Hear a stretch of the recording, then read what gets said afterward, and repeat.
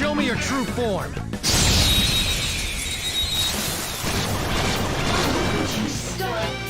Now's our chance to strike. Persona. Go. There. Hey, it's your boy Sean the Wonder here. Here, finally be able to talk about Persona 5 Royal. So I finally finished playing Persona 5 Royal some time ago. With a completion time of over 160 hours and 7 minutes, I felt so exhausted by the end of it, but I enjoyed the hell out of that journey, man. Due to the state of the situation we're in right now, I received my copy of Persona 5 Royal a day early on March 30th. To say that I was overjoyed was an understatement. If you watch one of my 2 reviews of the base game, you will know how much I love Persona 5. I even cosplayed as Ryuji twice this year, so you know I was hyped for Royal. For those that don't know, Persona 5 Royal is an expanded version of Persona 5 that released in 2017. It comes with new characters, story segments, and a bunch of other minor and some major changes too. It is very well worth revisiting if you played the base game. I won't quite reveal yet all the changes that was made, as I feel like this is a game that you have to experience without knowing basically anything. But one thing I will tell you is that the game has received a graphical boost. I'm not really a graphical tech nerd on this kind of shit, so I can't describe exactly what was done, but I did notice that a lot of textures on the clothing looked better. I'm not sure about the environments, but definitely noticed the clothes look better, and the character portraits they have like a nice sheen to them. They're definitely at a higher resolution than they were in the original. What I can tell you right now is that Royal is even better than the original. When I played Persona 5 for the first time last year, it pulled me in like no game has since. Shit, I don't know, maybe Little Big Planet back in 2009. And before that, probably like Final Fantasy, like a Final Fantasy title before that. Probably like 9 or 12 something. But yeah, it took Persona 5 when I played last year. It took its place among my favorite games of all time. Like, it's crazy how much I love this game. To not give much away for newcomers, Persona 5 is a turn-based RPG where you play as a transfer student in a high school, and you also alternate between school life and fighting monsters in the alternate dimension. Now, there's more to it than that, but I want you to be completely surprised by it like I was. But the gist and flow of the game is balancing your life as a high schooler while also dealing with this supernatural element.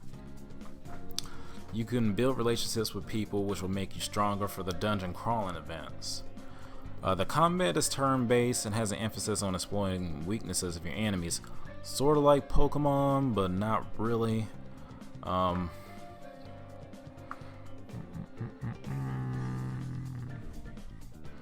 In Persona, hitting the enemy's weakness isn't automatically guaranteed victory, like in certain games, but hitting a weakness knocks the enemy down, allows you to get an additional turn, and you can do this until all the enemies are knocked down. The same applies to you, however, so you need to be mindful of the weaknesses of your party. As for the story of Persona 5 is one of the best in game. It is surprising and disappointing that there aren't many RPGs that take place in our world.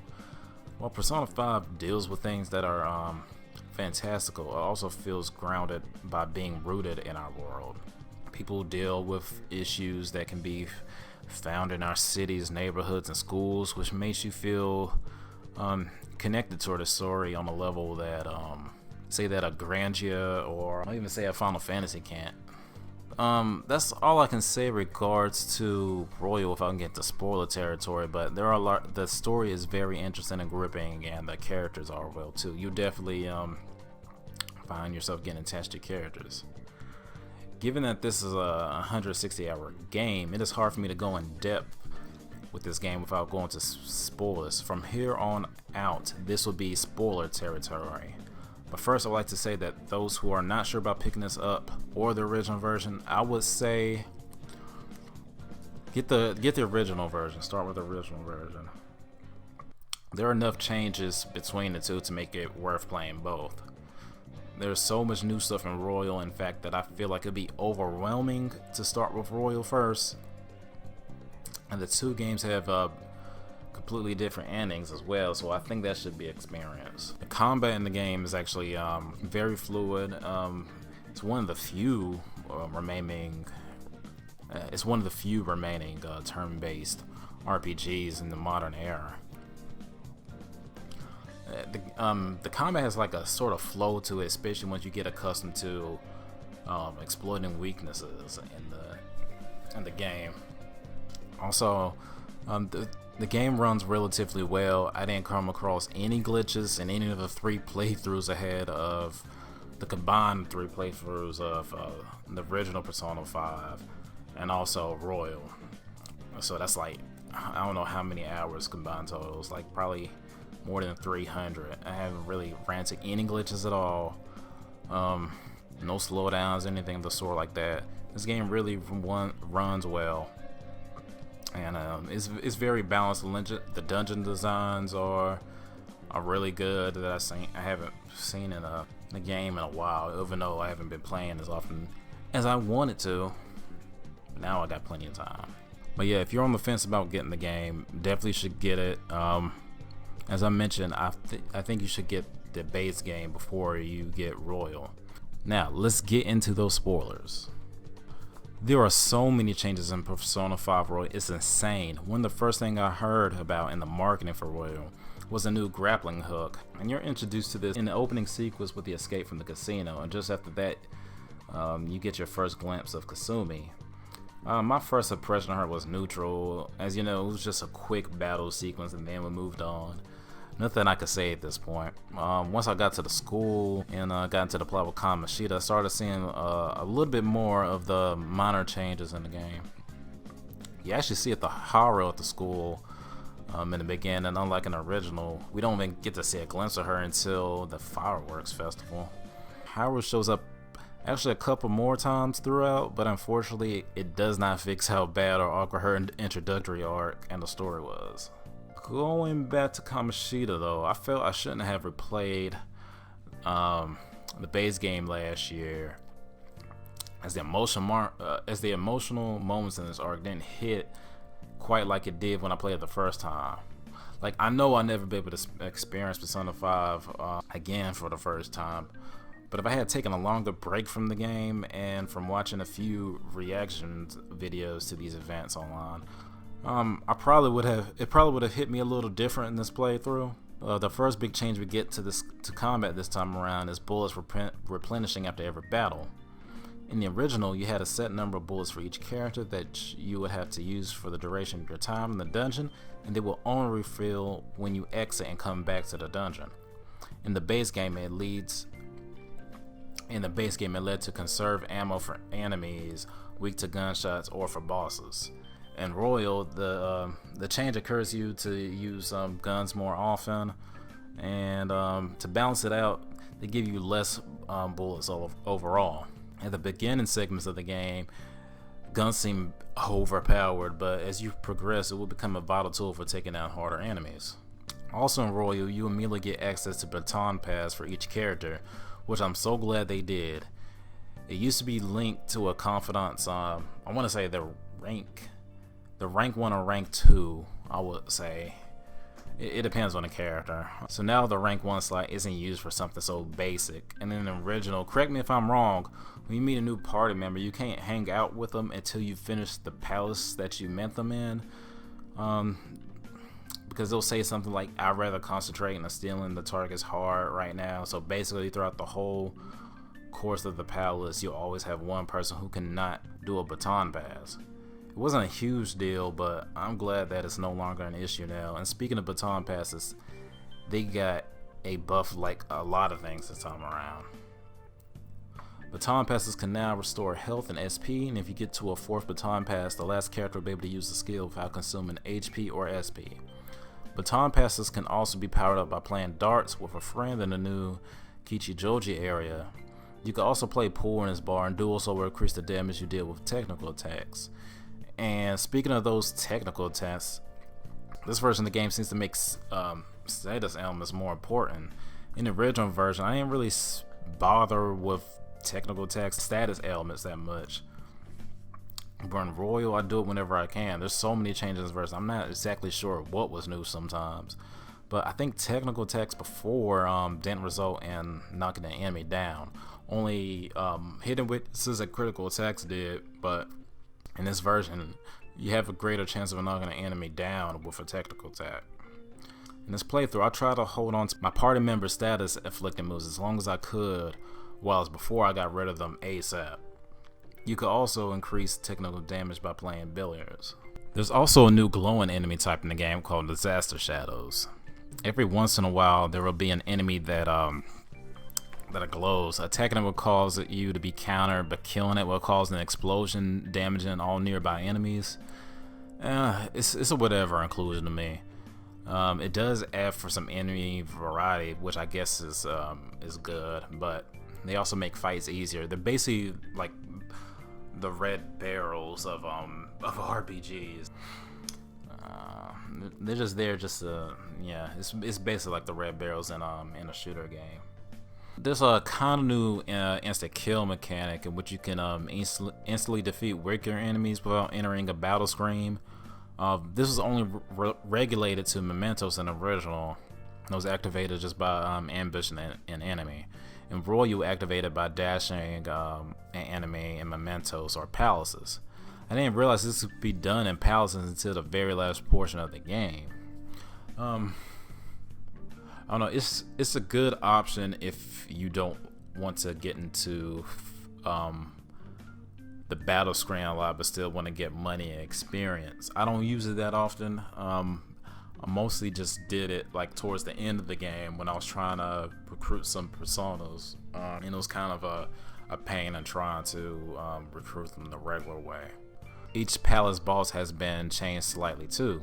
Each one has a new phase to their battles to switch things up. Kamoshida now has Mishima and Shiho throwing his volleyball during the fight. So I played most of the bosses on merciless difficulty, and that made this fight actually a challenge this time around. Once it was time to send Morgana off to steal the treasure, the fight became a struggle. So since it's on merciless difficulty, he does more damage than usual, and you have to constantly keep attacking him in order to keep him distracted. Otherwise he'll see Morgana, and then you have to start the whole shit all over again. But since he's also doing a lot of damage, I also have to heal up a lot. So it was a lot of me going back and forth trying to heal my party while also attacking him. And he caught Morgana every time during this because I basically just had to heal most of the time, but it made the fight so long. So I basically beat him the long way by just attacking him, but with like basically just only 3 people for most of that time. So yeah, that battle was actually long and challenging this time around. In between this event and Madara's palace, we're introduced to Maruka, the guidance counselor. His inclusion was one of the few things I knew about this game going in, and he flows well into the game, and it makes sense. After the deal with Kamoshida, the school should offer some counseling or therapy for students who want it. I'll go back to Maruka later. So for the changes for the bosses, I liked all of them except for Akumura's. It's some old bullshit is what I got to say. It works relatively same as the original, but without the ability to use all-out attacks. And if you don't beat the enemies within, I think it's about 2 or 3 turns, they'll run away, and then you have to do it that same wave over again. This is not that bad until you get to the green set of green robots at the end there, which have a lot more HP than they did last time around, or maybe just because you were able to use all our attacks last time, it wasn't a deal. But actually, it's a fucking annoyance now. So basically, what you have to do for this fight, you gotta hit all the weaknesses so you can do as much damage. You gotta hit all of their weaknesses to do much damage as possible, and you have to definitely utilize baton passes in order to do enough damage as well. You gotta do that in order to damage them within that time frame. But you really don't have like a 2 or 3 turns in order to do this, and you still gotta watch your health and things like that, because Akuma, if I'm not mistaken, will also cast like the defense up spell on one of the enemies, make one also kamikaze, and also will inflict your party members with either hunger, or he will actually remove their buffs. Yeah, I think he does remove buffs for your party too. So you're trying to just like charge up Ryuji to do attack to help with the attack, which I did. I think he just like removed the buffs from my whole party, which is a pain. But yeah, that fight was so hard. I was stuck on it for like 2 hours until I beat it, and I think I was pretty lucky when I beat it too. And oh man, I was still amazed that there was still more phases of the fight. I forgot there was that big black one, and then after that, Haru came up. I was like, oh my gosh! And then he made her self-destruct, and the cast told me to basically attack her before she blows up, but only let one person do that because I was just worried if I didn't, she was gonna kill me. After that one attack, and I saw it didn't do that much to her health, I decided everybody else to defend, and thank goodness her explosion was weak as hell, because I would have been so mad if I had died. So mad. But it felt amazing once I finally beat it though. I'm not going through that shit again. Once I replay it, I'm put that shit on switch it to the merciless difficulty, which triples the amount of damage you do for weaknesses to save me some trouble. But yo, I did like Shido's though. Yo, when that solo fight came up with Shido, I was like, oh shit. But I fucked his ass up though. I know that. There are so many little changes here that it'll take a crazy amount of time for me to cover them, and I doubt I even discover them all. Because I was looking at someone else's playthrough the other day and found something I never counted in my own playthrough. I will talk about how we get a bit more time for activities in this version. It was annoying how often Morgana would force us to go to sleep after trips to the metaverse or during story events. Those things still occur, but it's less often. You still won't be able to leave LeBlanc after a trip to the metaverse, but now you can still do things inside of LeBlanc like clean, make infiltration tools, train. Extra time is appreciated, especially since we have 3 extra confidants to worry about this time around. For the new characters, I say I like them once Royal concluded. Kasumi just seemed okay, but was cute, and Maruka seemed like a bit of a goof. But when he did that Salt Bae meme during the school trip, oh wow, bro. His confidant arc was interesting. We get to see each Phantom Thief talk to him, even Yusuke, who doesn't even go to Shujin. And then once the 3rd semester of the game kicks in, shit gets wild. I wish I didn't learn last year from like some random post on actually it wasn't a random post, it was a Persona 5 Royal thread. So it basically told us that there's going to be a human version of Morgana, and that Wakaba was going to be alive, which actually made me a little bit disappointed, considering how integral Futaba's mother was for her art. But given how it was implemented in the game, I liked it. It was actually taken way out of context, because it made you think that they was basically just going to change like how the regular story progressed, but that wasn't the case, which I actually appreciate them doing it like that, because they didn't give away anything. But I actually wish they hadn't even said it at all, because it would have been a nice surprise the first time I saw it. I still went, what the fuck, when I saw Wakaba and Human Morgana, but I wasn't that surprised, because I do remember in the back of my head that Wakaba was going to be alive at some point, and I was going to see a Human Morgana. But as I was playing through the game, before I got up to that point, I was like, I guess they didn't actually do those changes.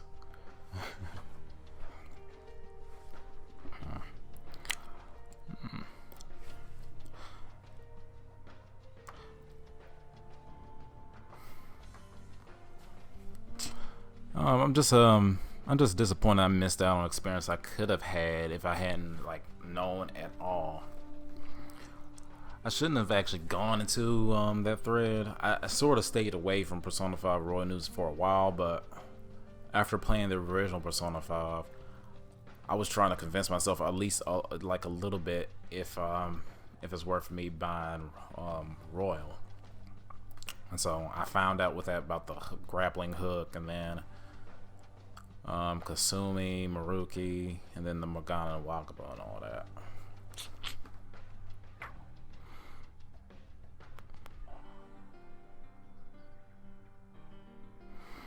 So once we realize we're in this alternate reality here, I'm sitting here trying to figure this all out. We discover that our friends got everything they wished for.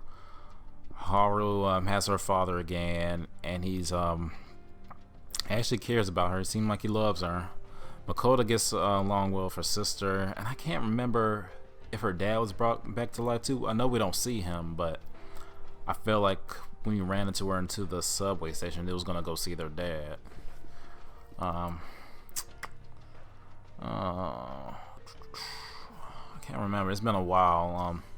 Since making this video, it's been a while since I've beat the game, so.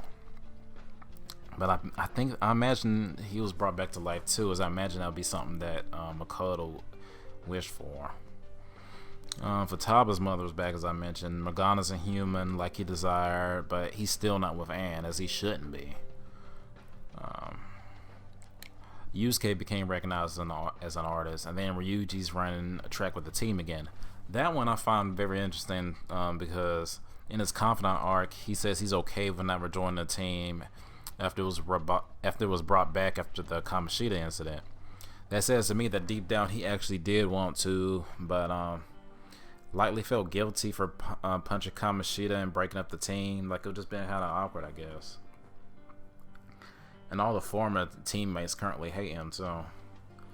I do also remember a question choice asking if he regretted hitting Kamoshida.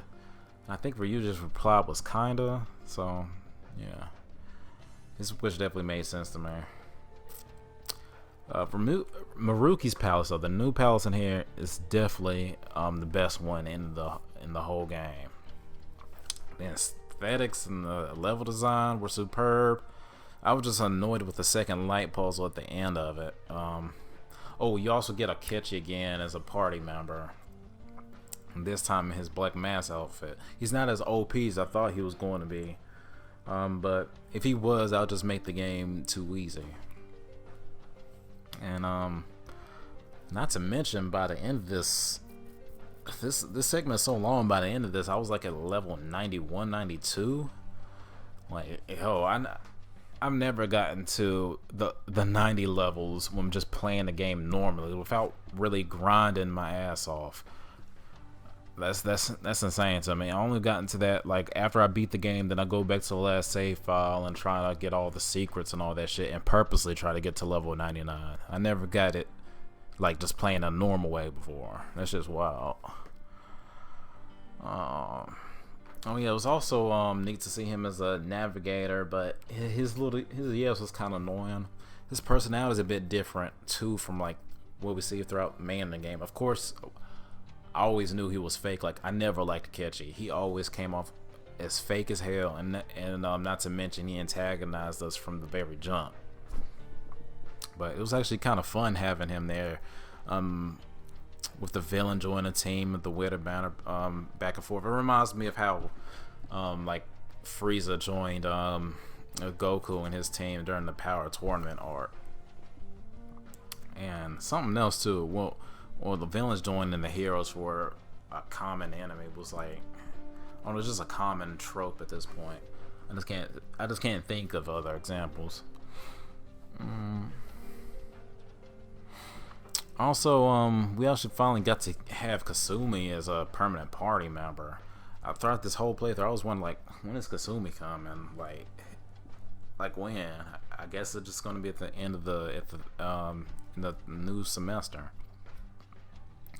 But yeah, they waited till the last minute to put her in. But her arc was actually incredible. I didn't really think much of her throughout most of the game, but as we got to see her backstory, and oh man, it was so sad seeing that video, watching her crossing the street, not really paying attention, and she almost gets hit by a car when her sister comes out and saves her. So actually Kasumi is a twin sister. They're twins. Actually, Kasumi is actually Sumire in actuality. So it turns out she's an identical twin. Her older twin sister died trying to save her when she was crossing the street and wasn't paying attention. The girl we thought was Kasumi was actually Sumire. And after Kasumi's death, she felt so responsible for her sister's death that she wanted to become her. She killed Sumire and became Kasumi. It's tragic, and I can sympathize with her. Because she was reckless when crossing the street, she felt Kasumi's death was on her. And she knew how talented Kasumi was, and that she had dreams and aspirations of her own, that she felt she robbed her of her life. That she could have had. So she actually desired to come Kasumi to realize those dreams for her. Now that makes things interesting in retrospect, like how Kasumi was struggling with her gymnastic. It was said that Kasumi was actually better at it, so that explains why Sumire was struggling, and the faculty member saying you need to think about who you are. Maruka is interesting as well. He's not necessarily a villain at all, unlike most of the people's hearts we had to change throughout the game. He genuinely wants to make everyone happy and bring peace. Like, I wouldn't even call him a villain, actually, in actuality. Of course, similar to that episode of Batman the Animated Series where Bruce Wayne was under a dream from the Mad Hatter, the Phantom Thieves had an issue of living with something they knew was a lie. It's a totally gray area because no one is being harmed by his reality, and actually I wasn't sure if he needed to be stopped myself. I got the supposedly bad, or I'll call it the early ending for this on my first go around, because I genuinely thought that he wasn't doing anything wrong with his godlike powers. With his godlike powers, he actually has the ability to rid the world of like famine, poverty, crime, and war. Nobody would have to go on hunger on the streets if he has the fucking ability to change reality itself. This is different.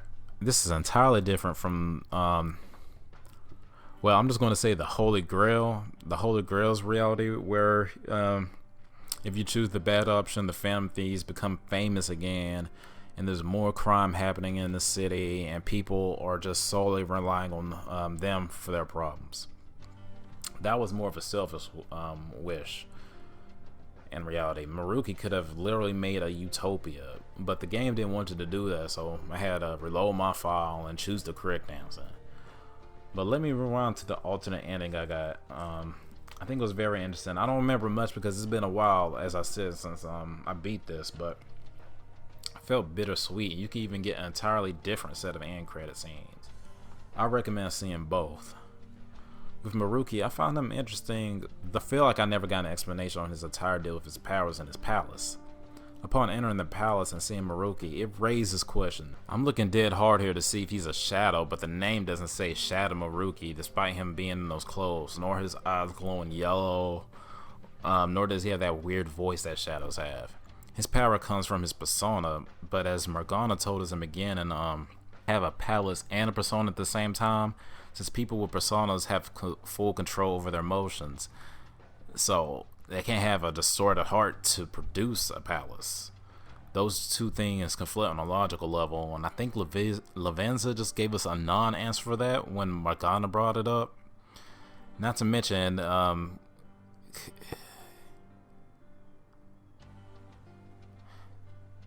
how could he have one when Mementos was erased? And I didn't get how that happened either. I'm trying to fill my own blanks in my head that I know was wrong, but maybe in his research he might have found out that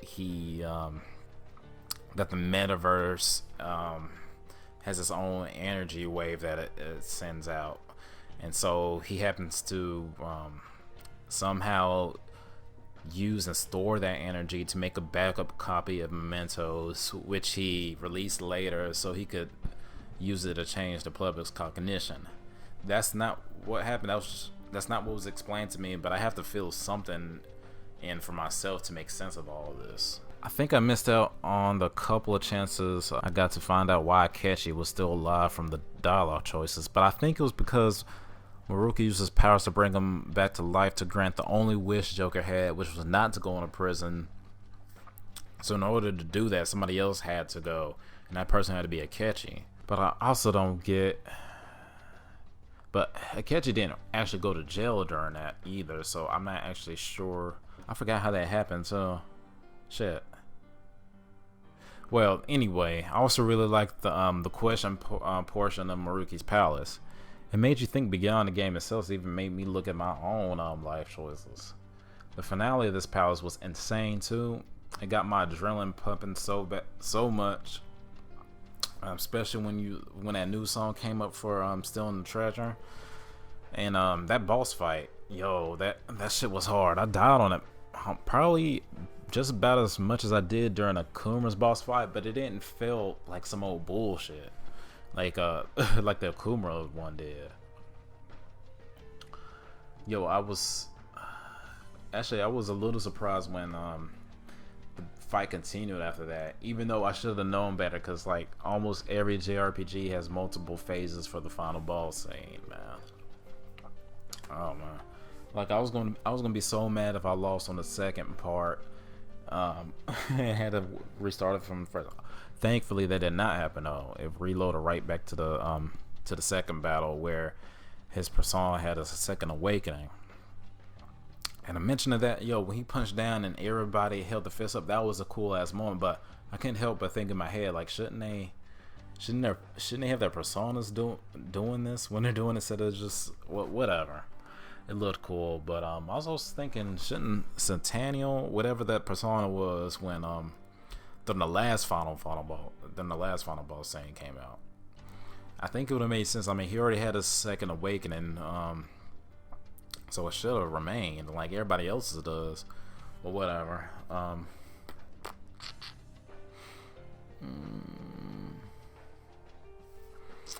The epilogue, well, before I go on to that, actually, what I didn't like though was sort of the fallout after the battle. There was a fist fight, like an MGS4 type of fist fight at the end. I thought was kind of, I don't know, I didn't need it. It felt, I don't want to say corny, but I don't think that's the right word to describe how I was feeling. I didn't like it. It was off-putting. Should have gone off with that. Made the shit go on for a little bit too long. The epilogue scene was about the same as it was in the original version. You got to see your friends off one last time. Each of them gave you a gift before you depart. The end and cut scene though, that was changed a bit differently. So instead of Morgana stealing the battery or something, or a spark plug from the police officer's car, they instead split up and send Joker off to the train station. So Maruki comes up and Joker gets in his car, and then they try to lose the police and shit. Maruki drops him off the train station. The other ones are like behind him a little bit away. And then as Joker is about to get on the train, he runs into Kasumi, who we weren't able to visit before leaving town. And I think she's about to say something, then the screen goes to black, and then here comes the credits. It was okay. Oh shit, I need to rewind a bit. So they did also change a little bit more. So like almost all of the Phantom Thieves are going out of town or some shit. I think Anna's going to school abroad. Ryuji's, fuck, I don't remember what Ryuji doing. He might be going to another school or some shit. Well, he's not in Tokyo anymore. That's all we need to know. And Haru and Makoto going off in, I guess, another city for college sort of made sense for them. And then actually they try to make Futaba just going to high school. She could still be in the city for that. And then Yusuke is the only one who's actually staying, and of course you're going back home, which I always thought, and even in bags for Persona 5, like, why he gotta go for it? This whole entire year, not once have my parents actually called me or texted me this whole time. Like, fuck them. Sodro my daddy now. Shit. But yeah, everybody going off, I don't know, it just seemed kind of cliche to me. I ain't like that shit. he's like, I don't see the point of making that change. Well, whatever. That's that game. That's about it to summarize the shit. But yeah, I like the most of the changes that's done throughout Persona 5 Royal. The addition of the seal weeds. I didn't even talk about the will seeds. So that's a little bit of a new addition to the dungeons that adds a little bit more. Usually they're always in an off-beaten path from the regular course of the dungeon, making the dungeons the design's a little bit different, so it's not completely the same like it was in 5. And getting each one will fill a little bit of your SP, so you get some SP for that, which is good, which also makes beating dungeons on one go a lot easier this time around. There's so many ways to get more SP now, though. I think dungeons before never gave you SP items either, so you'll get that even in the first dungeon. And getting all 3 will seeds in each palace will give you an accessory. At first it just has a regular auto type thing. It's not that good, but if you go back and give it to Josie and Mementos, he'll actually upgrade it and give you a unique ability. The abilities, I say the abilities are pretty good. I use all of them actually. Yeah. Any chance I got. I think that's all I'm about to say. The game is better than ever, man. I wish I had more time to play the game. Even with all the additions they did with time management saving, though, I still had there's still a lot of things to miss. I was even trying to go for all 10 confidant ranks this time, but I still did not have enough time to do that. Even with trying to abuse the fortune teller, I still didn't even come close to that shit. One thing, just a small inksy beansy grip I had since approaching the end game. I just wish every party member gets at least one of the level 4 elemental spells. It's just weird to me that some people get it and others don't. Like by the final boss encounter, all these enemies are using those attacks, and then some people don't get it. It's weird. And then also minor things. It's just so weird. I'm used to playing Final Fantasy, these other ones though. It just makes things easier. Wish it just had more regular names for the spells in this game. Even after all these hours I played, I'm still looking up what every fucking spell does. And it's weird because like for all the level 4 elemental spells, it's clear which element they are, but I mean you can still tell just by the logos beside them. But I just found out where they use all these. I guess it's like Latin. I want to say this is Latin they use them for the for all the spells in the game, but once you get to the level 4 ones, they just throw that out the window and just use English. But yeah, that's my experience with Persona 5 Royal. I had a very fun time with it. This is definitely the quintessential version of the game. I'll be playing it sometime, but not anytime soon. But even though I'm itching to do it. Oh shit. I didn't even talk about the Thieves' Den. Yeah, the Thieves' Den, also new addition in the game. It's basically like a hub world. Well, it's actually, yeah, it's a hub world. I won't say a hub world, but it's like a hub where you could view gallery images, concept art, stuff like that, play the music, look at the awards, stuff that would usually be regulated to a menu in most other games. There's actually a little hub you can walk around in this, so you can look up pictures, watch cutscenes from the game and other special movies. You could decorate the place, even though I think the decorating is sort of whatever. I like how most of them look, and I wish you could put like photos anywhere you want to within the den instead of just being in a place and it's automatically done for you. But the best thing about it is the Tycoon mini game. So there's a card game in here that plays. I forgot what it's called, what it said it played like, but it reminds me of some card game I know people have played before in real life. But it's actually quite addictive, man. I'm getting a little bit better at this shit too.